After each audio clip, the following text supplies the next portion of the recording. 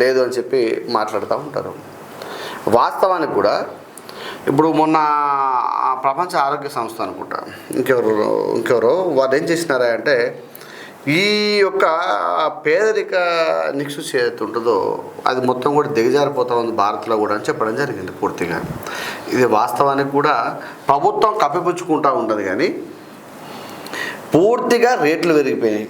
అంటే ఒక సామాన్య మానవుడు ఒక 10,000 అంటే ఇంతకుముందు 10,000 రూపాయలు అంటే మనిషి పెరిగాడు కానీ అతని యొక్క వ్యవస్థ యొక్క జీవితం పెరగలేదు.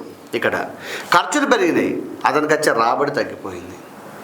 పూర్తిగా ఏమైపోయిందా అంటే నార్మల్గా ఇప్పుడు ఒక వ్యక్తి 10,000 జీతాన్ని పనిచేస్తూ ఉన్నాడు, ఆ తర్వాత ఒక 12,000 అయింది. అదే పప్పు కొనాలి, అదే ఉప్పు కొనాలి, అదే నూనె కొనాలి, అంతే కదా. వాళ్ళ ఇంట్లో కొత్తగా పెళ్ళైతే ఇంకొక మనిషి యాడ్ అయ్యిండు, ఇద్దరికి ఇంకొక పిల్లగాడు యాడ్ అయ్యిండు, అంటే ముగ్గురు బతకాలి.